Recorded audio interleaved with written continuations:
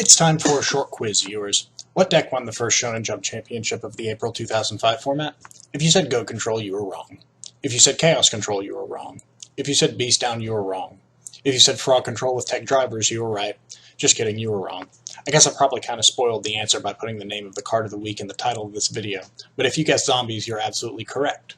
That's right, duelists. Once upon a time, Zombies were not only a top-tier deck in the April 2005 format, but largely considered the deck to beat. And it was certainly no coincidence that the finals of SJC Pomona in April featured not one but two zombie decks duking it out for the Cyberstein at the end of it all. And the glue that held both of those decks together was none other than Bram Stoker's Dracula. Oops, I mean Gerard Way. No, I'm sorry, I mean Vampire Lord. Vampire Lord was actually semi-limited in the April 2005 Forbidden Limited list because of its prevalence in the previous format.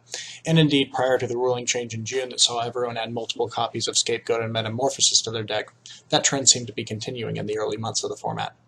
Some zombie lists even splashed for Sacred Phoenix of Nephthys early on, and the deck stayed good for just long enough to carry J. Kim to a second-place finish as late as SJC Charlotte, shortly before Nationals. So where does that leave Vampire Lord today? In one sense, the environment has grown hostile towards the card ever since the first jump of that format in Pomona between Blackluster Soldier, Chaos Sorcerer, Scapegoat, and Metamorphosis. It's not impossible to make a pure zombie deck work in the current metagame, but you're certainly going to be fighting an uphill battle to say the least. Moreover, if you do get a zombie deck to work, chances are you'll be focusing on other, better-positioned zombie cards like Spirit Reaper and Book of Life.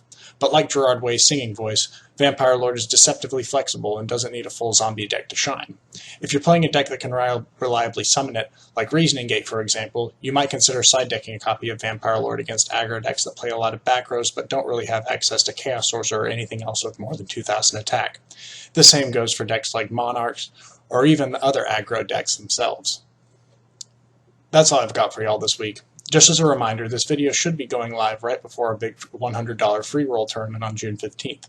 Check out our website and head over to the Discord server if you haven't already for all the latest updates on that tournament, and hopefully we'll see you all there.